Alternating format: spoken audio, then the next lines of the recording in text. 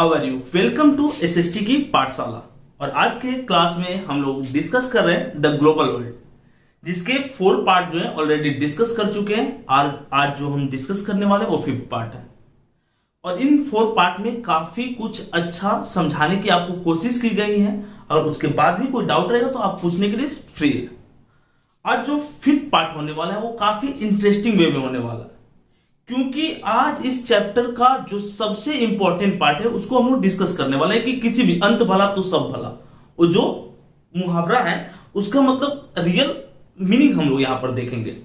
तो the global world जो chapter है, the making of global world, तो उसके क्या आउटकम्स आए लास्ट में। जैसे रिजल्ट होता है कि कोई मूवी स्टार्ट हुई तो उसका रिजल्ट क्या होगा, तो वो चीज हम लोग आज डिस्कस करने वाले हैं।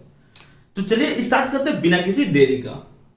रीबिल्डिंग अ वर्ल्ड इकोनॉमी बोल रहा है कि रीबिल्डिंग अ वर्ल्ड इकोनॉमी, एक कब की हम बात कर रहे हैं। रीबिल्डिंग वर्ल्ड इकोनॉमी हम बात कर रहे हैं सेकेंड वर्ल्ड वॉर की।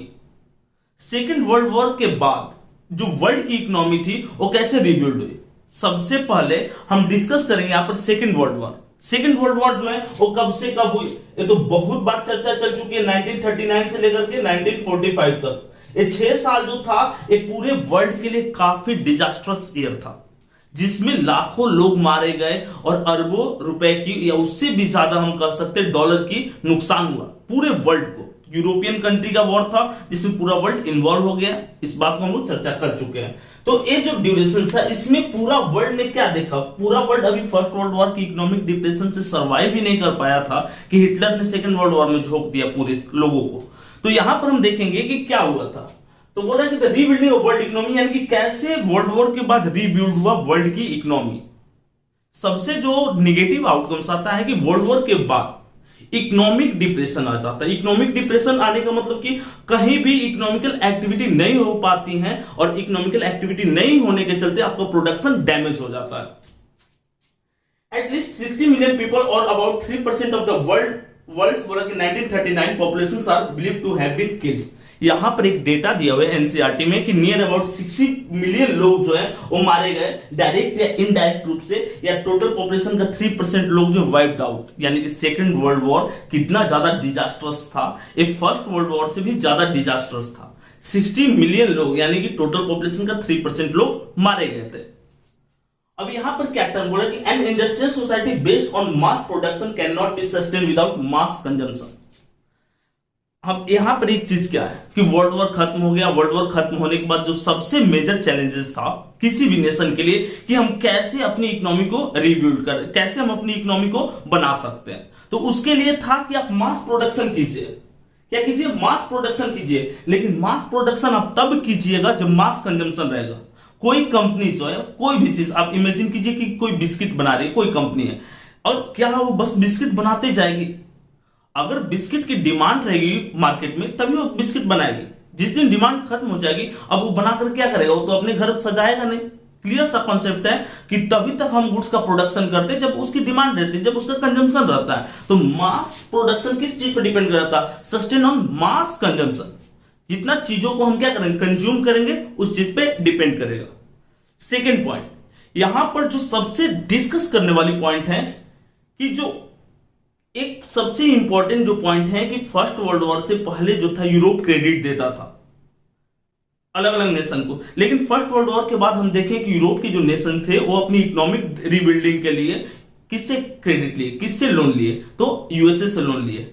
इसका एक बड़ा ही डिजास्टर्स चेंज क्या आता है कि यूएसए वाले लोन देते गए। लोन दे देना बड़ी बात नहीं, लोन की रिकवरी की कुछ गारंटी होनी चाहिए आपके पास। अब यूएसए बस लोन दे दिया, लेकिन ऐसा कोई सिस्टम नहीं था, ऐसी कोई बॉडी नहीं थी जो उसके लोन को रीपेमेंट करा दे, जिसके चलते यूएसए की इकोनॉमी टोटली क्या हो गई, डिक्लाइन हो गई। तो यहां पर एक पॉइंट और भी है कि इसमें गवर्नमेंट का इन्फ्लुएंस होना चाहिए। अगर हम फॉरेन ट्रेड कर रहे हैं, फॉरेन को क्रेडिट दे रहे हैं किसी भी कंट्रीज को, फॉरेन कंट्रीज को, तो इसमें गवर्नमेंट की इन्वॉल्वमेंट होनी चाहिए और एक सिस्टम लाइज करना चाहिए जिसमें हमारा क्रेडिट जो है वापस हमको मिल जाए। एक इंपॉर्टेंट पॉइंट है।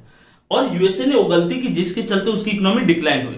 तो इसमें हम क्या बोल सकते हैं कि मास प्रोडक्शन, मास कंजम्पशन के साथ गवर्नमेंट का भी इन्फ्लुएंस रहेगा, और जब गवर्नमेंट का इन्फ्लुएंस रहेगा तभी जाकर के हम क्या कर पाएंगे,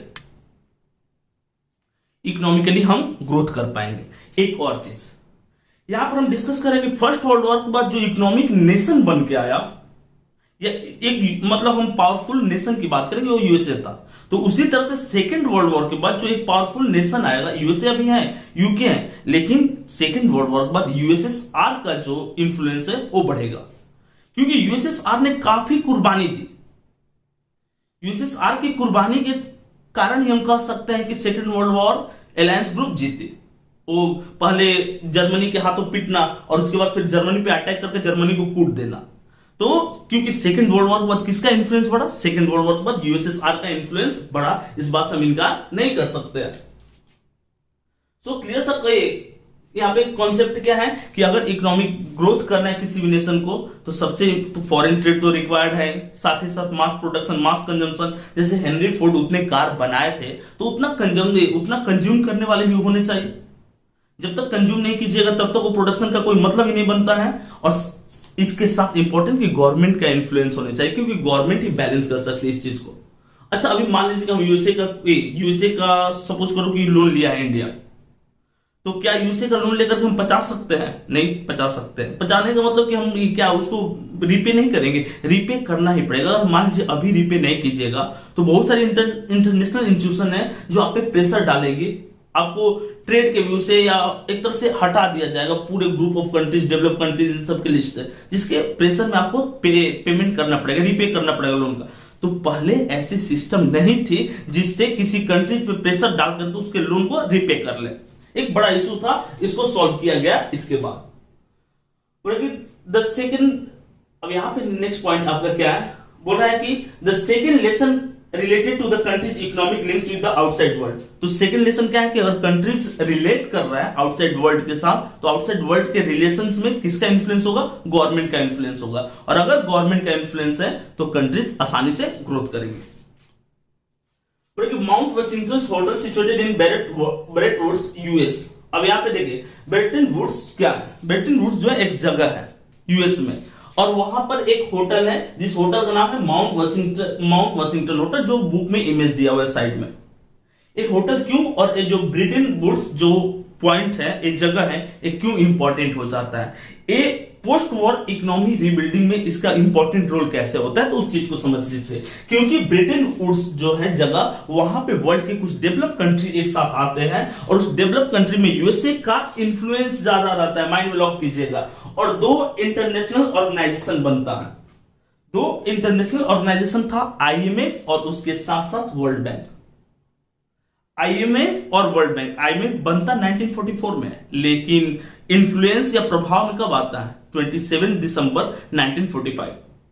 वो अलग बात है कि एक ईयर है 1947 के बाद मतलब अच्छा से वर्क करना स्टार्ट करता है, बट 1944 में इसकी आइडियाज, इसको मतलब सेटअप करने की कोशिश की गई। 27 दिसंबर 1945 में ये अपना वर्क स्टार्ट करता है, और वर्ल्ड बैंक का भी यही ड्यूरेशन है, 1944 में बना था। ठीक है, अब यहां पर एक चीज माइंड में लॉक कर लीजिए कि आईएमएफ का क्या वर्क था और वर्ल्ड बैंक का क्या वर्क था। तो आईएमएफ का क्या वर्क था? जैसे आईएमएफ में वो कंट्रीज थे, वेस्टर्न कंट्रीज जो डेवलप्ड थे, और एक डेवलप कंट्रीज, इसको एक बैलेंस, एक मतलब रेगुलेशन किया गया अमाउंट को, कि मान लीजिए कोई डेवलप्ड कंट्री है तो डेवलप कंट्री को लोन नहीं देगा। डेवलप्ड कंट्री जो उन्हीं के ग्रुप में से कोई कम डेवलप कंट्री को लोन दे देगा ताकि वो भी डेवलप हो जाए। ये सारा जो खेल रहा था आपस में खेल रहे थे, आईएमएफ वाले जो वेस्टर्न कंट्रीज थे वो सारे आपस में खेल रहे थे। और वर्ल्ड बैंक का भी था कि वो क्या करता, रेगुलेट करते थे, फंड प्रोवाइड करता था अलग अलग नेशंस को, और स्टार्टिंग स्टेज में ओनली वेस्टर्न कंट्रीज को, जो इसके इनिशियल मेंबर थे। इसको हम डिस्कस करेंगे कि कैसे बाद में चल करके डेवलप कंट्री के बाद डेवलपिंग नेशन को भी लोन देना यूज कर देगा। क्योंकि स्टार्टिंग स्टेज में जब डेवलप कंट्री को लोन देता है, जैसे कि जापान उस टाइम में यूएसए के इन्फ्लुएंस से काफी फल फूल रहा था, यूरोप उस टाइम में काफी इन्फ्लुएंशियल, यूरोप के बहुत सारे नेशंस थे। तो आईएमएफ या वर्ल्ड बैंक से लोन लेकर के जब ये जो कंट्रीज थे अपनी इकोनॉमी को रीबिल्ड कर लिए, जब इन्होंने अपनी इकोनॉमी को रीबिल्ड कर लिया तो फिर बोल दिया कि आईएमएफ और वर्ल्ड बैंक का मेरे को कोई काम नहीं। तो जब इसके पुराने जो कंज्यूमर थे आईएमएफ और वर्ल्ड बैंक के, वो इसके साथ नाता तोड़ लिए, तो अब एक किसकी तरफ फोकस किया, डेवलपिंग कंट्री की तरफ फोकस किया, और अब उनको लोन प्रोवाइड करना स्टार्ट कर देगा।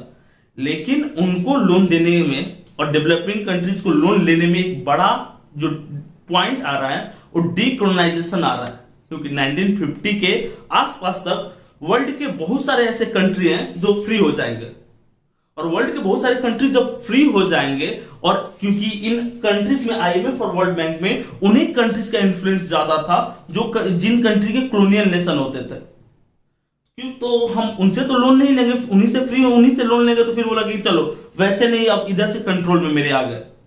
तो एक बड़ा चैलेंज था कि इन्फ्लुएंस उन कंट्रीज का था जिसका कॉलोनियल नेशन था, और ये अब लोन प्रोवाइड कर रहे थे यूरोप के कंट्रीज और जापान के बाद डेवलपिंग नेशन को। ठीक है, our developing countries were in the hurry to catch up with the advanced industrial countries। Developing countries जो अभी आजाद हुए थे और आजाद होकर के इंडस्ट्रियल ग्रोथ जो कर रहे थे, इनको एक जल्दी थी, इनको जल्दी थी कंपीट करना था। किससे कंपीट करना था? जो वर्ल्ड के डेवलप्ड नेशन थे उनसे कंपीट करना था कि हम उनके जितना ग्रो करेंगे। ठीक है, लेकिन इसमें मेजर चैलेंज क्या है? दे वेर बोला कि however overburden by the poverty and lack of resources and their economies and society were handicapped by long period of colonial rule. एक बात माइंड में लॉक कर लीजिए, एक कंपीट तो करना चाह रहे थे कि अब भाई वो डेवलप्ड है, उसकी जितना हम भी करेंगे, इंडस्ट्रियल ग्रोथ करेंगे, जैसे 20th सेंचुरी में इंडिया में बहुत सारी इंडस्ट्रीज। लेकिन इसका जो नेगेटिव आउटकम्स हैं वो क्या था कि कॉलोनियल नेशन जैसे इंग्लैंड हमारे ऊपर रूल किया, तो जिस समय रूल किया तो हम लोग क्या बोलते हैं कि इंग्लैंड हमको रेलवे दिया, रेलवे देने के बदौलत वो हमसे ज्यादा चीजों को लिया, आई बात समझ में। और रेलवे अपने ट्रांसपोर्टेशन के लिए था, अपने सैनिकों को मूव करने के लिए दिया था, इसके बदले में हमारे बहुत सारे रिसोर्सेज को यूज किया। तो एक बड़ा जो एनेक्सिटीज थी वो क्या थी कि इस जो लॉन्ग कॉलोनियल टाइम रहा है 100-200 साल का, इसमें पॉवर्टी बहुत ही ज्यादा बढ़ी, लैक ऑफ रिसोर्सेज हुआ क्योंकि वो कॉलोनियल नेशन सारे रिसोर्सेज यूज किए। ठीक है, तो एक मेजर चैलेंज है। तो इतने ज्यादा चैलेंजेस से आप कैसे बाहर निकलोगे? ठीक है, पीरियड्स ऑफ कॉलोनियल रूल। अब यहां पे सारा चीज बनने के बाद जब आईएमएफ और वर्ल्ड बैंक हो जाएंगे तो G77 क्रिएट करेंगे, जिस इनका मेन पर्पस होगा कि इन नेशन को क्या करना, डेवलप करना, इनको लोन प्रोवाइड करना ताकि किसी भी तरह की कैपिटल की इनको कोई कमी ना हो। NIEO एक क्या है? NIEO अब यहां पे NIEO का मतलब क्या है? NIEO का मतलब है न्यू इंटरनेशनल इकोनॉमिक ऑर्गेनाइजेशन, यानी कि एक नया इकोनॉमिक ऑर्गेनाइजेशन बनेगा। और ये इकोनॉमिक ऑर्गेनाइजेशन किस चीज में हेल्प करेगा? पोस्ट वॉर इकोनॉमिक डेवलपमेंट में, कि वॉर के जो इन्फ्लुएंस है उससे हम बाहर निकल रहे हैं और हम अपना इकोनॉमिक डेवलपमेंट कर रहे हैं। ठीक है, अब यहां पे देख लीजिए fixed exchange rate and system of floating exchange rate. अब यहां पे फिक्स्ड एक्सचेंज रेट क्या था? एक चीज और, आईएमएफ और वर्ल्ड बैंक ने क्या किया कि जिस कंट्री का इन्फ्लुएंस ज्यादा था, जो इकोनॉमिकली स्ट्रांग नेशन था, उसके करेंसी को इन्होंने फिक्स कर दिया कि इसी के रिस्पेक्ट में और सब करेंसी को माना जाएगा। जैसे डॉलर को लिक्विड करेंसी बोलते हैं इकोनॉमिक्स का टर्म में। डॉलर को फिक्स कर दिया गया कि डॉलर को कंपेयर कर देंगे हम गोल्ड से, $35 is equal to 1 ounce of gold. ठीक है, एक यूनिट होता था उसके अकॉर्डिंग। और अब इसके रिस्पेक्ट में हम अलग अलग जो करेंसी है उसको रखेंगे। जैसे अभी इंडिया में 80 रुपीज इज इक्वल टू $1 है, तो फिक्स्ड कर दिया जाता था, वो फ्लक्चुएशंस नहीं होते थे। जबकि अभी क्या होता है, एक क्वेश्चन भी है, एक पॉइंट भी है कि अभी फ्लोटिंग एक्सचेंज रेट, अभी प्राइस बढ़ते हैं घटते हैं, लेकिन स्टार्टिंग स्टेज में क्या था, एक फिक्स्ड था। अभी है ना, गोल्ड के प्राइसेस इतना हो गए, गोल्ड के प्राइसेस फिर घट गए, बढ़ गए, ऐसा। तो पहले क्या था, फिक्स्ड था, और अभी क्या है, फ्लोटिंग एक्सचेंज रेट चलता है। और इकोनॉमिकल ग्रोथ के लिए फ्लोटिंग एक्सचेंज रेट सही होता है। ठीक है, but earlier developing countries could बड़ा कि turn to international institutions for loans and developed assistance। दूसरी बात कि पॉवर्टी हमारे पास ज्यादा थी, हम लोग बहुत सारे प्रॉब्लम्स को फेस कर रहे थे, हमारे पास थे कि हम कैसे अपने कंट्रीज को एजुकेट करें, कैसे इनिशियल इंस्टीट्यूशन सेटअप करें, एजुकेशन सिस्टम को कैसे इंप्रूव करें, बेसिक फैसिलिटीज कैसे प्रोवाइड करें। इंडिया के लिए था कि डैम कैसे बनाए, उसके साथ ही साथ मेडिकल ये सब कैसे, तो इन सारी चीज, मेडिकल कॉलेजेस, मेडिकल इंस्टीट्यूशंस कैसे सेटअप करें, तो इन सारी चीजों के लिए हम लोन यानी कि कैपिटल के लिए किस पे डिपेंड कर रहे थे, आईएमएफ और वर्ल्ड बैंक पे। जो इनके पुराने कंज्यूमर जो थे यूरोप और जापान, ये सब छूटने के बाद डेवलपिंग नेशन को टारगेट कर रहे थे, और उनके लिए हमारे पास सही था कि हमको डिमांड थी और उनको प्रोवाइड करना था लोन। तो इनके स्टार्टिंग स्टेज के लोन से ही बहुत सारे नेशन सर्वाइव किए। वो अलग बात है कि ज्यादा इंटरेस्ट रेट इनका एक बड़ा ही इंपॉर्टेंट टर्म रहता था। इसके बाद बोल रहा है